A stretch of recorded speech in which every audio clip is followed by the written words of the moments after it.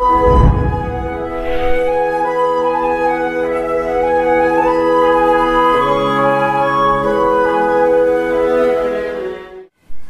Guys, welcome to my YouTube channel origination study.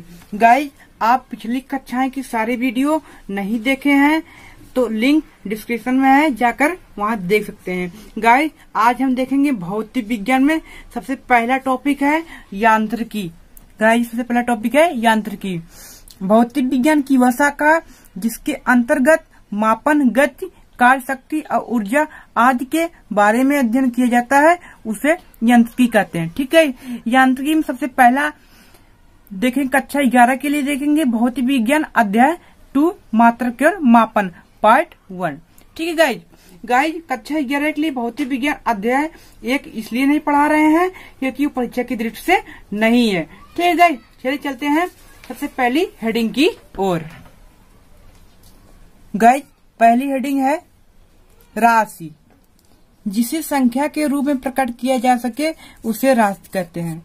ठीक है guys, उदाहरण है जनसंख्या, आयु, वस्तु का भार आदि। ठीक है गाइस, आप राशि बहुत ही आसानी से समझ गए होंगे। ठीक है गाइस, अब अगली हेडिंग देखेंगे भौतिक राशियां। ठीक है, वे राशियां जिन्हें मापा या तौला जा सके उसे भौतिक राशियां कहते हैं। उदाहरण लंबाई, द्रव्यमान, समय आदि। ठीक गाइस, ये क्या है? भौतिक राशियां हैं। गाइस, आप भौतिक राशियों को बहुत ही आसानी से समझ गए होंगे। अब चलेंगे अगली हेडिंग की ओर, भौतिक राशियां के प्रकार। भौतिक राशियां 2 प्रकार की होती हैं। पहला है मूल राशि, दूसरा है व्युत्पन्न राशि। गाइस, इस दोनों राशियों के प्रकार में से सबसे पहले देखेंगे मूल राशि।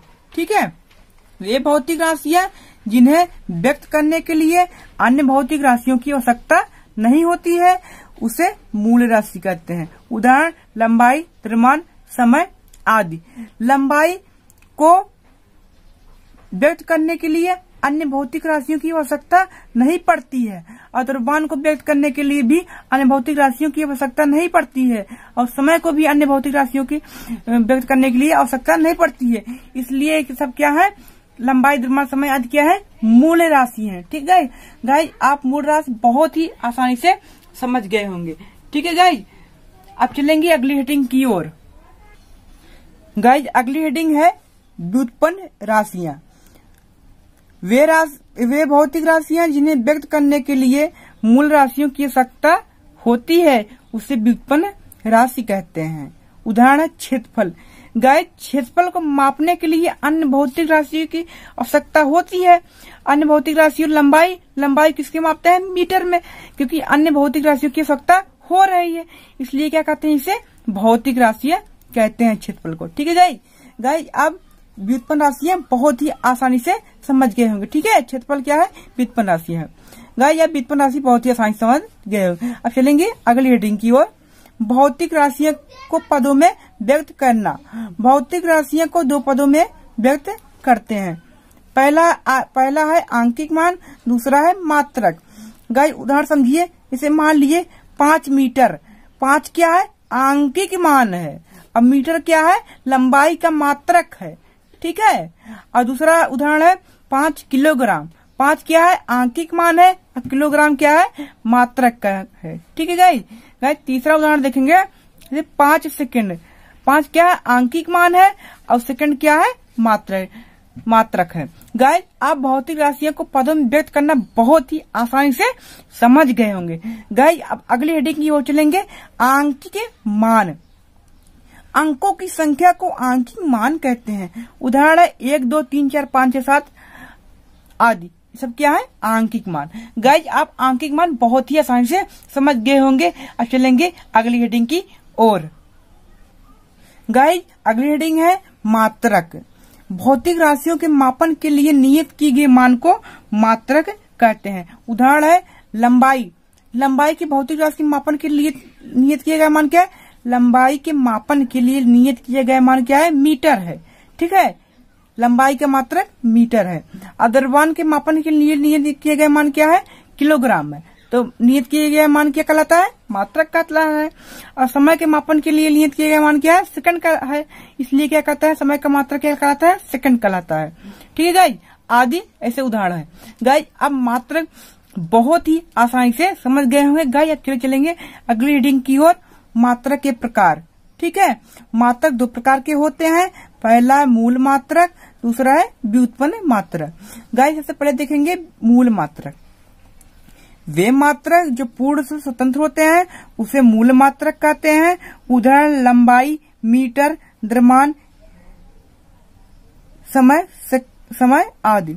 लंबाई को किसमें मापते हैं? मीटर में, क्योंकि लंबाई को एक ही बार मापते हैं और भी किसमें? मीटर मापते हैं, क्योंकि ये क्या है? स्वतंत्र है। ठीक है। द्रव्यमान को किससे मापते हैं? किलोग्राम, क्योंकि द्रव्यमान को एक ही बार क्योंकि एक ही पदों में मापा जाता है जो कि है किलोग्राम, क्योंकि ये स्वतंत्र है। इसलिए क्या कहते हैं? मूल मात्रक कहते हैं। समय को भी सेकंड मापते हैं, केवल सेकंड ही मापते हैं, इसलिए क्या है? स्वतंत्र है, इसलिए इसे क्या कहते हैं? मूल मात्रक कहते हैं। गाइस आप मूल मात्रक बहुत ही आसानी समझ गए होंगे। अब चलेंगे अगली रीडिंग की ओर। व्युत्पन्न मात्रक। वे मात्रक जो पूर्ण रूप से स्वतंत्र नहीं होते हैं उसे व्युत्पन्न मात्रक कहते हैं। उदाहरण क्षेत्रफल, मीटर, क्यू आदि। ठीक है गाइस, इस क्या है? व्युत्पन्न मात्रक है। गाइस आप व्युत्पन्न मात्रक बहुत ही आसानी समझ गए होंगे। ठीक है, अब चलेंगे अगली हेडिंग की ओर। गाइज अगली हेडिंग है मात्रक की पद्धतियां। मात्रक की 4 पद्धतियां होती हैं। पहला है एमकेएस या मीटर किलोग्राम सेकंड पद्धति, दूसरा है सीजीएस या सेंटीमीटर ग्राम सेकंड पद्धति, तीसरा है एफपीएस या फुट पाउंड सेकंड पद्धति, और चौथा है एसआई या अंतरराष्ट्रीय पद्धति।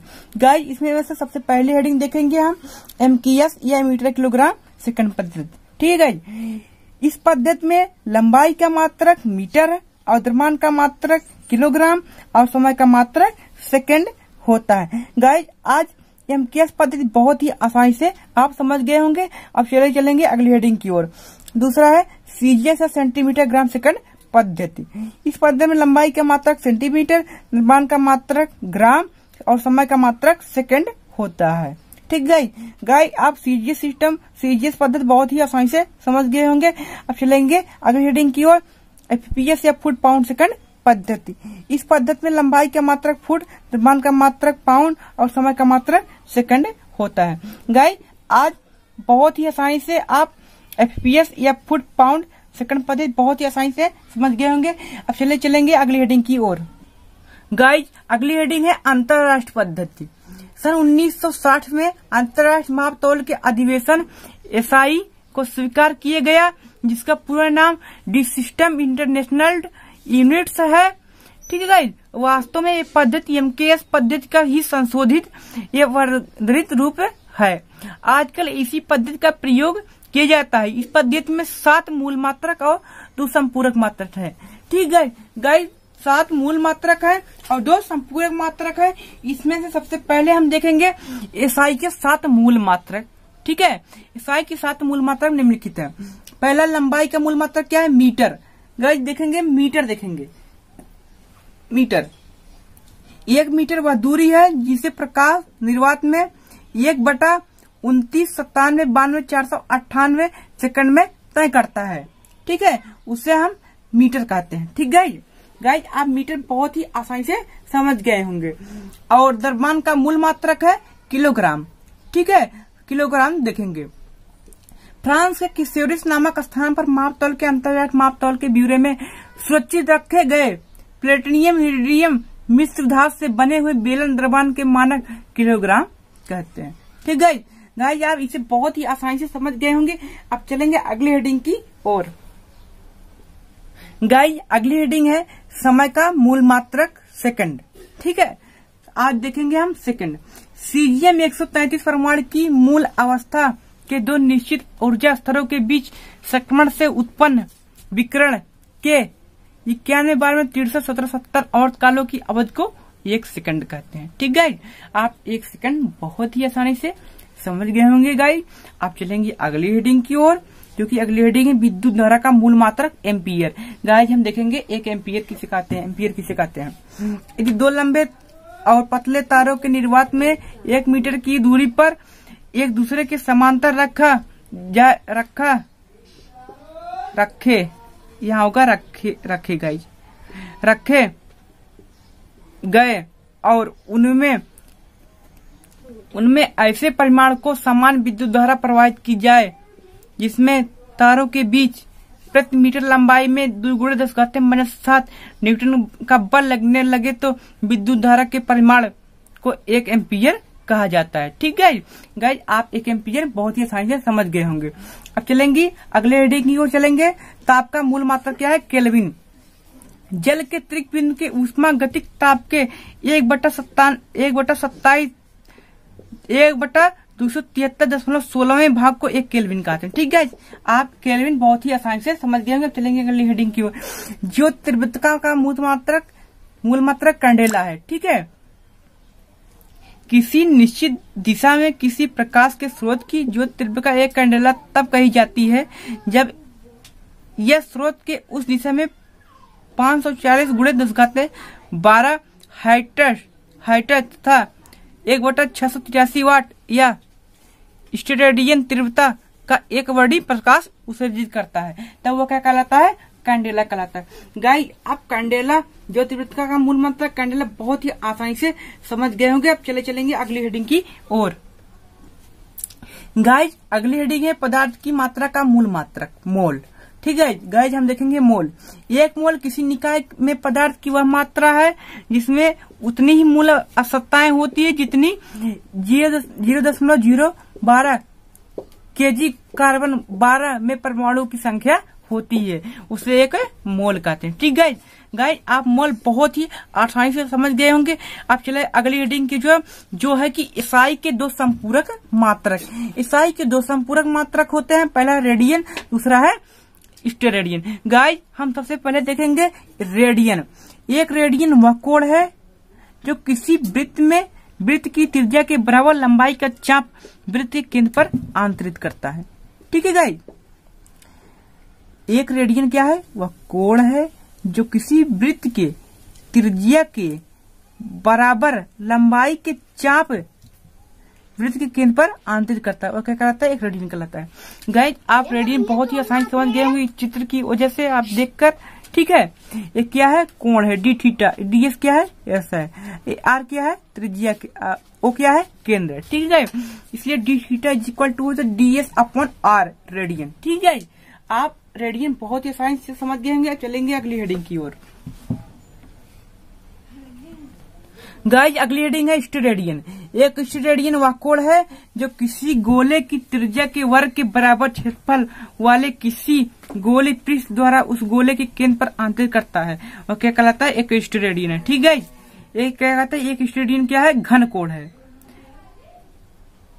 घन कोण है जो किसी गोले के, मान लीजिए कि गोला है और त्रिज्या है के वर्ग, क्या है? वर्ग है के क्षेत्रफल वाले किसी गोली पृष्ठ द्वारा उस गोले के केंद्र पर क्या करता है? आंतरित करता है, वह क्या कहलाता है? स्टेरेडियन कहलाता है। ठीक है गाइस, आप आसानी से स्टेरेडियन समझ गए होंगे। ठीक है गाइस, लेकिन हमने आपको ये जो परिभाषाएं इतनी बताए हैं क्योंकि ये आपके परीक्षा में आने वाला नहीं है। अगर आपको प्रूफ चाहिए, जो मूल मात्रकों की परिभाषाएं हैं, ये आपको प्रूफ चाहिए कि परीक्षा में नहीं आएगा कि एनसीईआरटी मात्रक एवं मापन अध्याय 2 के नीचे आप जाएंगे, लिखा रहेगा कुछ स्मृति बिंदु की तरफ से, उसमें आप पढ़ेंगे, आपको पता चल जाएगा कि इतनी परिभाषाएं आपके परीक्षा में आएंगी कि नहीं आएंगी, परीक्षा की दृष्टि से है या कि नहीं है मूल मात्रकों की परिभाषाएं। ठीक है गाइस, अगर आप अभी हमारे चैनल को सब्सक्राइब नहीं किए हैं तो चैनल को सब्सक्राइब कर लें। ठीक है गाइस, और हमारी वीडियो आप सारे अपने दोस्तों के साथ शेयर करेंगे। ठीक है गाइस, थैंक यू। अगली वीडियो लेके आएंगे अगली क्लास के लिए। ठीक है गाइस, धन्यवाद।